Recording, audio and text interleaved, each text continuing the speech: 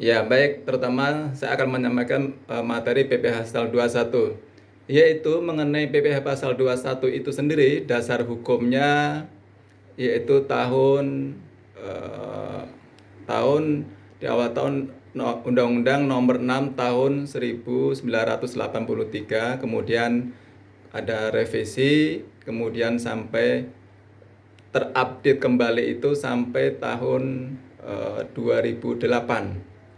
Nah, kemudian di sini juga ada dari Undang-Undang Nomor 6 Tahun 1983, kemudian diupdate kembali tahun 2000, kemudian ada cuklaknya juga di sini ada Cap strip 545 garis miring PC, kemudian garis miring 1998, kemudian CO per ini peraturan pemerintah garis miring PJ 2006, kemudian di sini tentang cuklak, pemotongan, penyetoran dan pelaporan PPh pasal 21 dan pasal 26 sehubungan dengan pekerjaan, jasa dan kegiatan orang pribadi.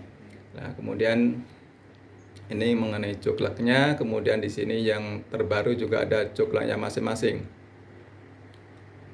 Baik, kemudian mekanisme pembayaran PPh pasal 21 atau pembayaran PPh di sini ada menggunakan mekanisme itu self assessment. Apa itu self assessment?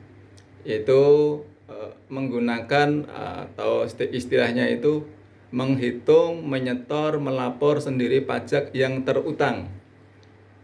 Nah, kemudian teman-teman sekalian, ini pernah kemarin pertanggal 31 itu terakhir penyampaian PPh pasal 21. Kemudian metode yang kedua yaitu withholding system, yaitu pajak terutang yang dihitung, dipotong atau dipungut dan disetorkan dan dilaporkan pihak lain. Ini bukan kita tapi melalui pihak lain yang memotong pajak kita. Kemudian ini yang dipotong atau yang dipungut itu objeknya apa? Kemudian di sini ada PPh pasal 21, PPh pasal 22, kemudian ada PPh pasal 23 atau 26, PPh pasal 15 dan PPh pasal 4 ayat 2. Nah, kemudian kalau terkait pasal 21 ini mengenai objek PPh pasal 21, kemudian 22 ini juga ada objek bendaharawan maupun impor maupun ekspor. Kemudian PPh pasal 23 ini terkait jasa, kalau 26 ini terkait PPh pasal 26 atau PPh pajak luar negeri. Kemudian kalau menghitung melaporkan pajak sendiri yang terutang terutama di sini ada pasal 25 atau pasal 29 ini terkait mengenai PPh pasal 29 lainnya atau corporate. Baik, kemudian saya sampaikan dulu mekanismenya atau konsepnya PPh pasal 21. Nanti saya akan sampaikan mengenai cara teknisnya menghitung PPh pasal 21, kemudian sampai memasukkan ke SPT. Nah, saya biasa melakukan pelatihan perpajakan sampai kepada teknisnya, yaitu ke formulir 1771A1. Nah, kemudian di sini saya sampaikan dulu pengertian PPh pasal 21 atau 26 adalah pajak penghasilan sehubungan dengan pekerjaan atau jabatan, jasa dan kegiatan yang dilakukan subjek pajak orang pribadi atas penghasilan berupa gaji, upah, honorarium, tunjangan dan pembayaran lain dengan nama dan bentuk apapun. Nah, kemudian subjek pajak itu dibagi dua macam, ada subjek pajak dalam negeri dan subjek pajak luar negeri. Kemudian kalau subjek pajak dalam negeri ini istilahnya terkait mengenai PPh pasal 21. Kemudian subjek pajak luar negeri yaitu tadi saya sampaikan di atas, yaitu PPh pasal 26. Nah, ini kalau terkait pasal 26 ini objek pajak luar negeri atau istilah itu yang sering digunakan yang orang luar yang bekerja di dalam negeri atau ekspatriat. Ini dikenakan PP pasal 26. Kemudian subjek dan objek PPh pasal 21. Di sini ada pemotong PPh pasal 21, kemudian objek PPh 21, subjek PPh 21, kemudian objeknya itu di sini ada penghasilan atau active income. Di sini terkait mengenai pekerjaan, jasa, dan kegiatan. Nah, kemudian pemotong PPh pasal 21, di sini ada yang pemberi penghasilan. Siapa pemberi penghasilan? Ini bisa orang pribadi maupun PPh atau badan atau corporate. Nah, di sini pemberi penghasilan. Nah, kemudian di sini mengenai peraturan Direktur Jenderal Pajak nomor per strip 31 PJ tahun 2012 tentang pedoman teknis tata cara pemotongan, penyetoran, dan pelaporan pajak penghasilan pasal 21 dan atau pajak penghasilan 26 sehubungan dengan pekerjaan, jasa, dan kegiatan orang pribadi.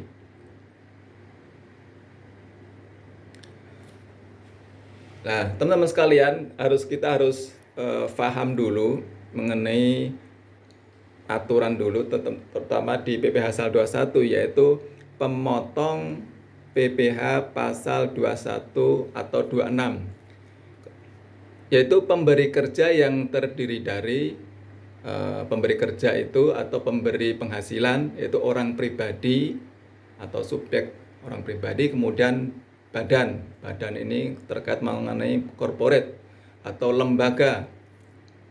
Lembaga ini bisa PT, CV, yayasan, koperasi, parpol, dan sebagainya. Ini terkait mengenai badan.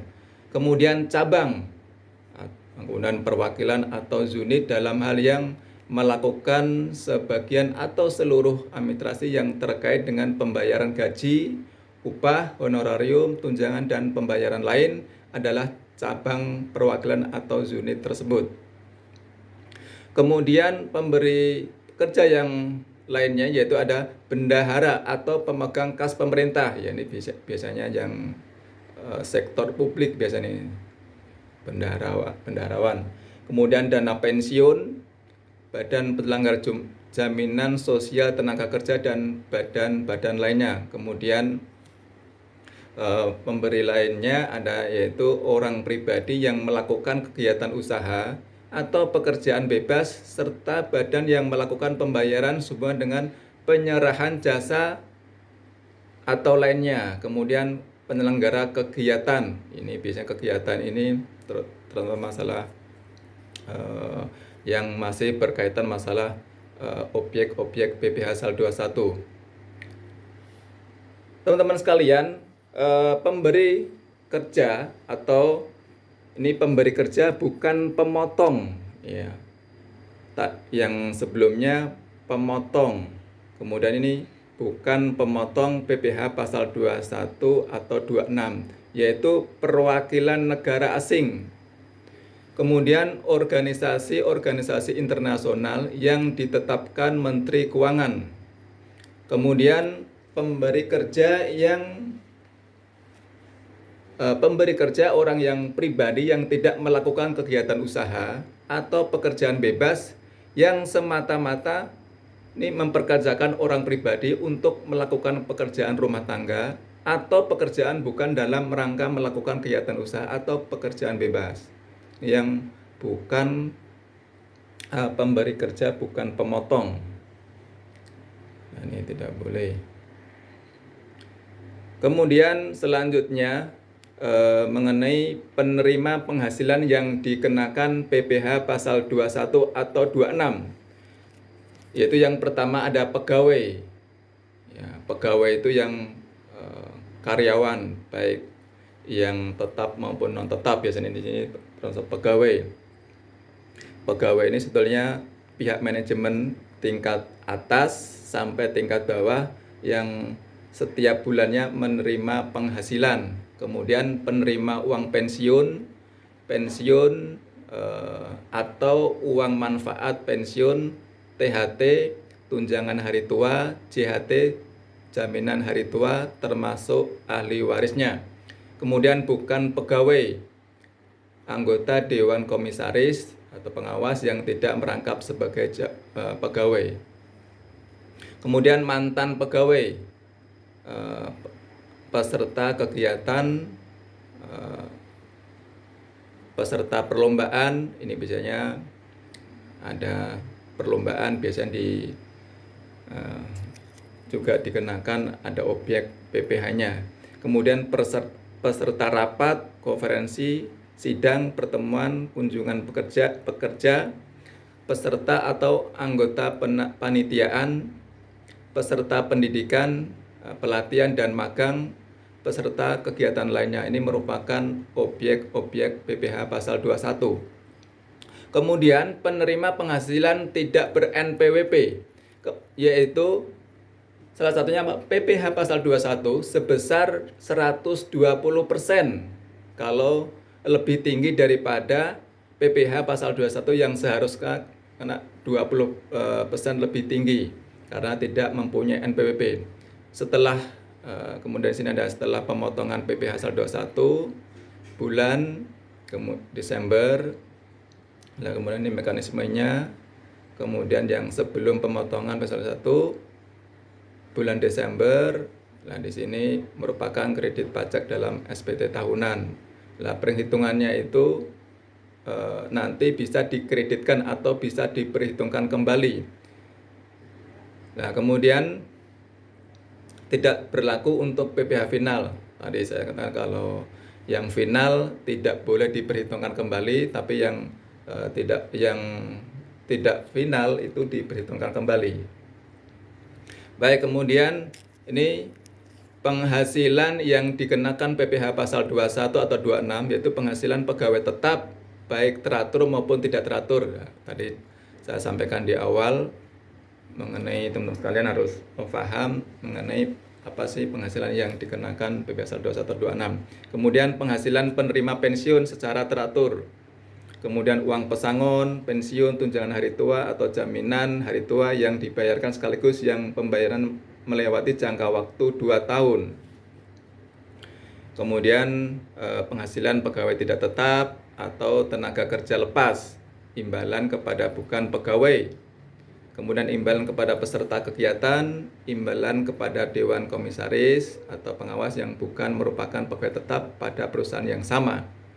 Kemudian imbalan kepada mantan pegawai, ini pensiun, kemudian penarikan dana pensiun oleh pegawai. Nah, kemudian sini yang termasuk natura atau kenikmatan dari wajib pajak sendiri, yaitu PPh final, wajib pajak norma menghitungkan khusus. Ini ada peraturan tersendiri, nanti kita jelaskan. Baik, kemudian penghitungan besarnya penghasilan. Di sini ada menggunakan uang rupiah, ada uang asing, kemudian natura atau kenikmatan. Kemudian sesuai dengan yang diterima atau yang diperoleh kalau yang uang rupiah. Kemudian kalau uang asing ini harus dikuruskan ke Menteri Keuangan. Biasanya kita melihat ada menggunakan setiap di pajak itu atau di Kemenkeu itu sering terbit mengenai nilai kurus pajak, itu bisa dilihat. Kemudian kalau natura dilihat dari harga pasarnya. Baik, kemudian di sini ada penghasilan yang tidak dikenakan PPh pasal 21 atau 26, yaitu pembayaran manfaat atau santunan asuransi kesehatan, kecelakaan, jiwa, diugena, dan beasiswa. Ini merupakan tidak dikenakan objek PPh pasal 21, natura atau kenikmatan dari wajib pajak atau pemerintah. Iuran pensiun kepada dana pensiun yang telah disahkan Menkeu, yaitu iuran THT atau JHT yang dibayar pemberi kerja. Kemudian zakat atau sumbangan wajib keagamaan dari badan lembaga yang dibentuk, disahkan atau pemerintah. beasiswa sebagaimana dimaksud ini, jadi ada aturan cuklatnya tersendiri. Baik, kemudian saat terutangnya PPh pasal 21 atau 26, ada penerima penghasilan saat dilakukan pembayaran atau saat terutangnya penghasilan. Kapan dipotong? Akhir bulan dilakukannya pembayaran atau akhir bulan terutangnya penghasilan. Ini contohnya misalkan di bulan sekarang dapat penghasilan di bulan Maret. Nah, Maret kita potong, bulan berikutnya tanggal 10 bulan April kita harus setorkan ke kas negara setelah kita dapat penghasilan di tanggal 31 Maret. Biasanya kalau di swasta itu antara tanggal 25 sampai tanggal 30. Tapi kalau di ASN atau pemerintah biasanya tanggal 1 sampai tanggal 5 menerima penghasilan. Nah, di situ harus bagian keuangan atau bagian pajak memotong PPh-nya. Kemudian kewajiban pemotong, wajib mendaftarkan diri ke KPP. Wajib menghitung, memotong, menyetorkan, dan melaporkan PPh pasal 21 dan pasal 26 yang terutang untuk setiap bulannya kalender. Kalender itu dari Januari, Februari, Maret, April, sampai Desember. Itu merupakan tahun kalender atau tahun pajak. Kemudian di sini juga ada pasal PPh pasal 21 atau 26 yang dipotong wajib disetorkan ke kantor pos atau bank paling lama 10 hari setelah masa pajak berakhir. Ya, kemudian ini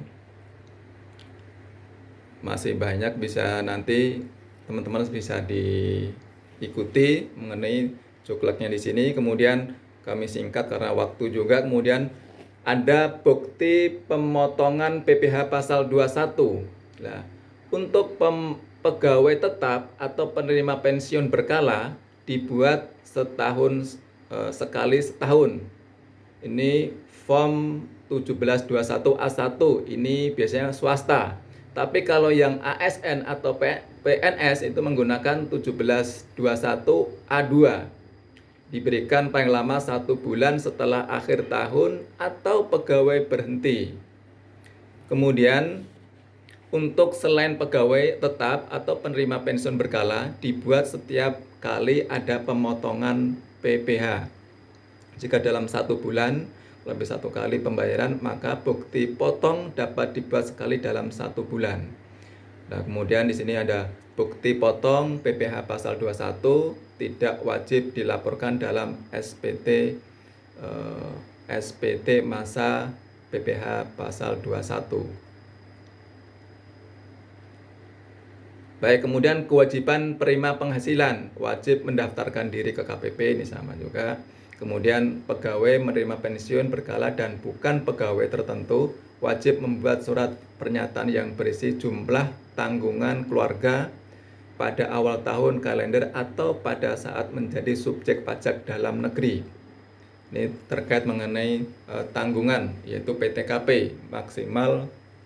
Kalau PTKP. Terima kasih Pak Muhammad Ridwan, waktunya sudah selesai. Sedikit bisa Bu nih. Nah, iya. Ya, sebetulnya ini masih ada cara perhitungannya, kemudian formula PPh pasal 21-nya supaya teman-teman semuanya, baik wajib pajak ini biasanya mahasiswa sudah sudah menjadi wajib pajak, mungkin orang tuanya, saudara dan sebagainya, ini bisa disosialisasikan, bisa dibantu untuk cara penghitungan PPh pasal 21. Baik, terima kasih.